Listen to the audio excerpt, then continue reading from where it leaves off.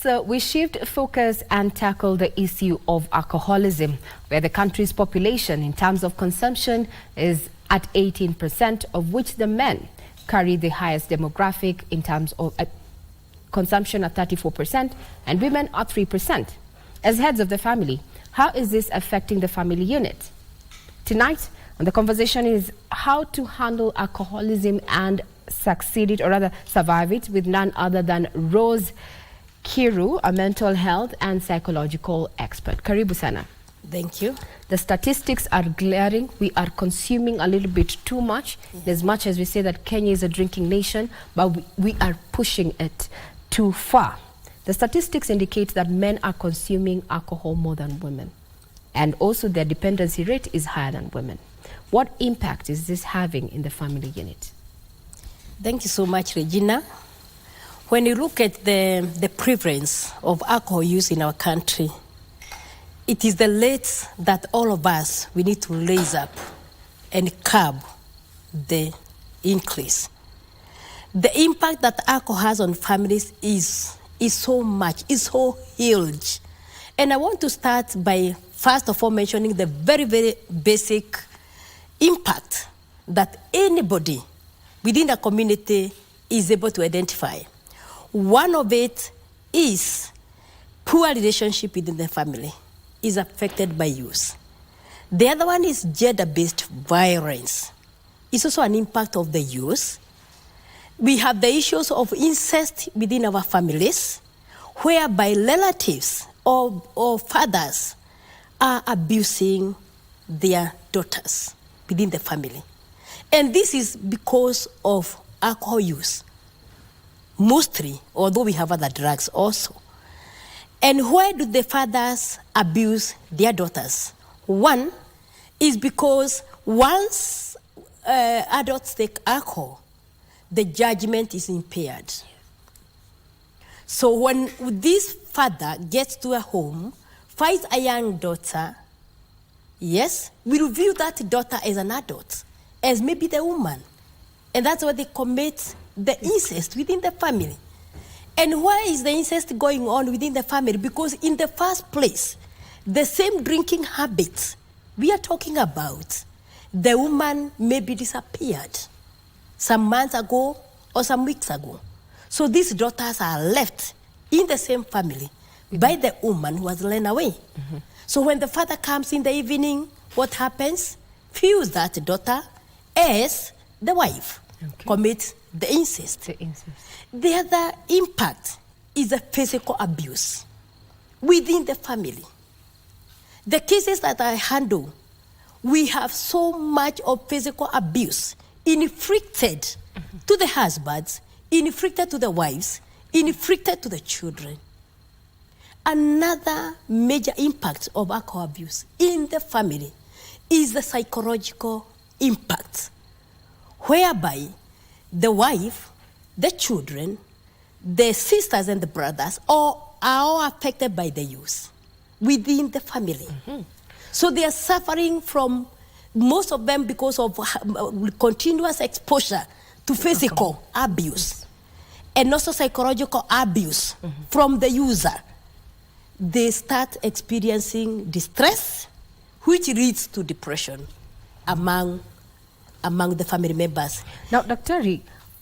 The men are leading in the consumption of alcohol. Is there something unique that makes men more susceptible to alcohol dependency, unlike the female counterparts? Yes, I would support that. First of all, from a cultural perspective, when men are leading in the use, is because most of our men don't want to face the realities within the family. Maybe there is minimal resources, or the resources are limited. Yes. So what men do, they don't want to accept that. They don't want to venture in other opportunities that surround that. Maybe there is a retrenchment of this man. Maybe the finances are down, as I have mentioned. Maybe there is the issue of relationship within the family. The man bears that psychological So impact. Escapism.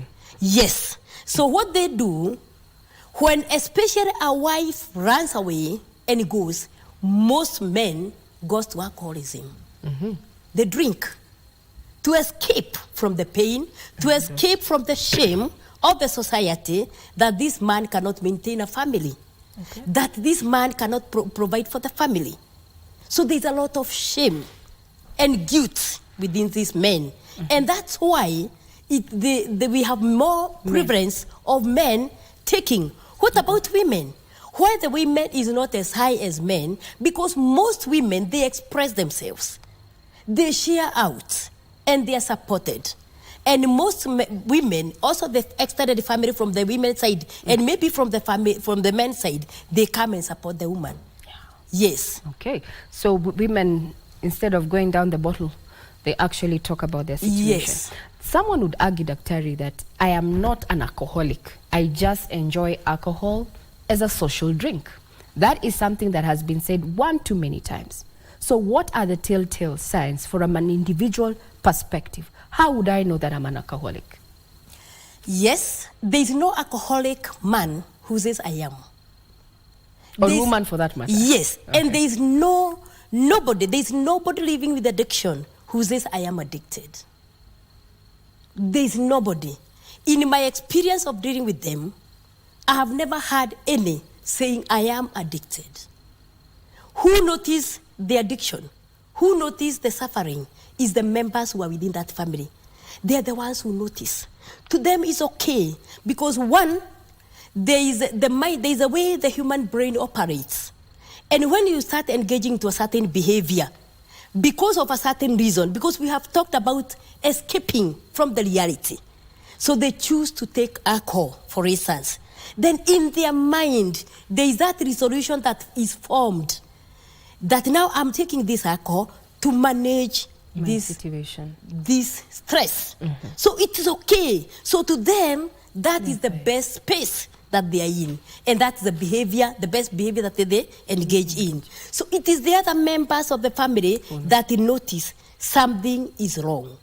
And if the other members of the family do not notice, this person continues to drink.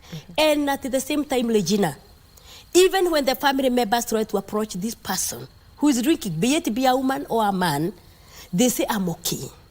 I'm living the best life. Because to them, they escaped.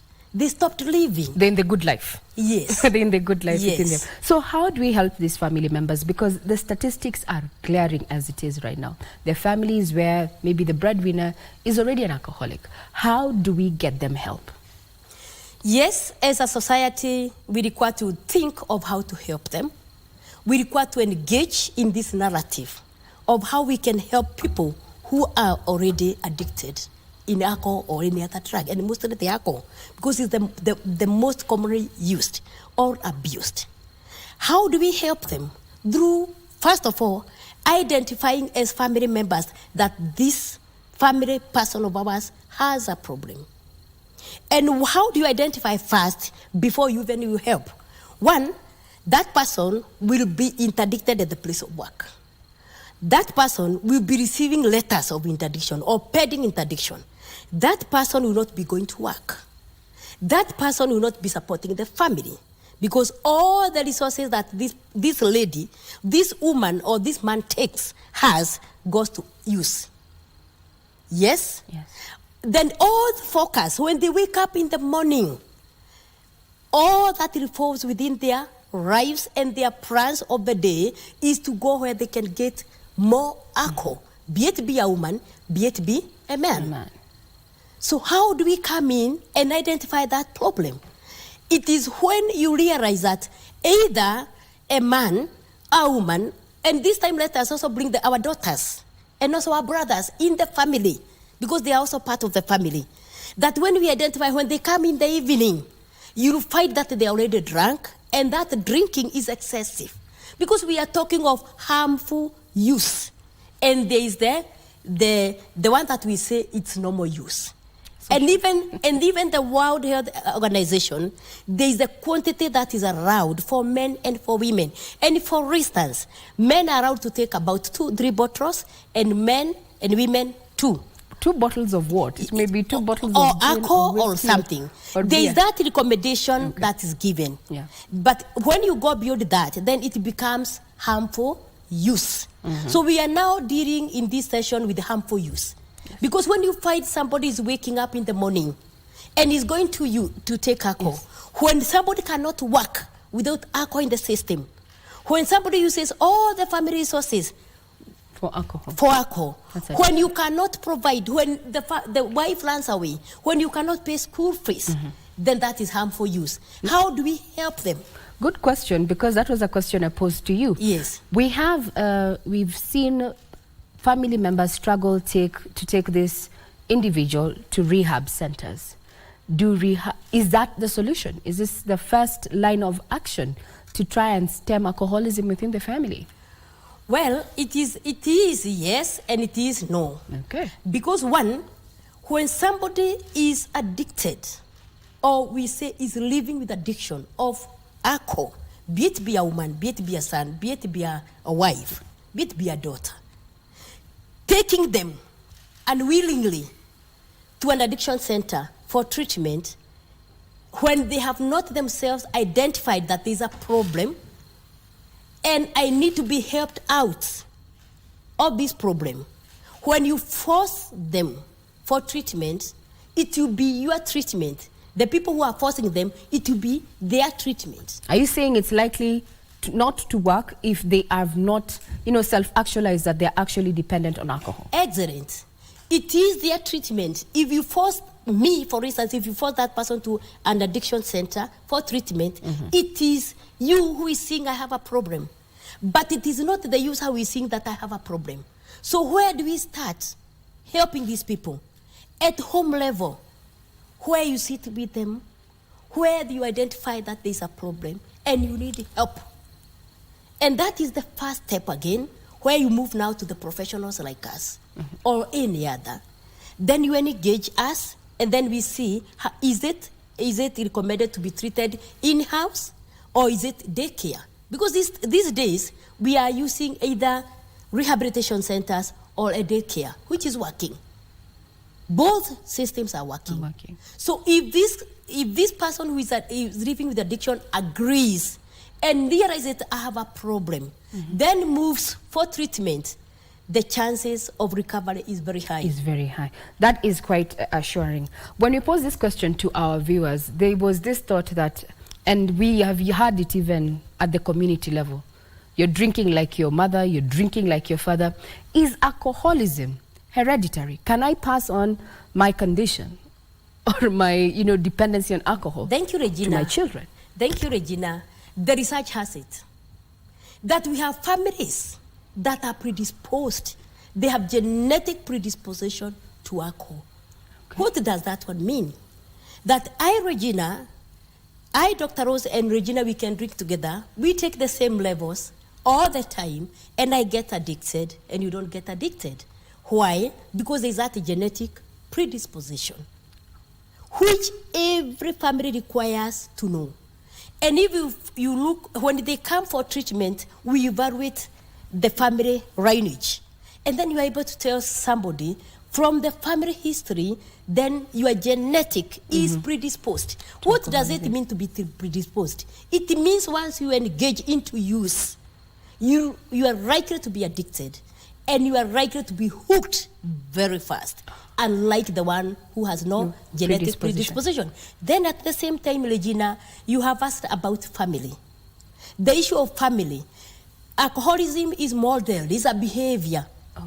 So when children grows up in a family where alcohol is normalized, the use is normalized, and the use is normalized, that high use, they are likely to normalize that behavior and find, like, if I need pressure, if I need to relax, if I need to feel high, I need to take alcohol. And this is what is happening to our children in our family. But the mothers and the fathers are modeling their children into alcoholism. Now, it seems we cannot exhaust fully the issue of alcoholism, and we need to have another session to talk and look at then if you have an individual who has not self-actualized, Daktari, then what to do? Because we've already answered the question that one who has self-actualized can actually recover. But that's a conversation for another day. We were talking about the impact of alcoholism within the family, and this is a continuing conversation we're going to be having in our sessions as we try to demystify the myths as well as what is out there to stem alcoholism. You have been watching Sunday Express with me, Regina Manyara, and my guest has been none other than Dr. Royce Kiru, who is a mental health expert and also psychological expert. Enjoy your viewing.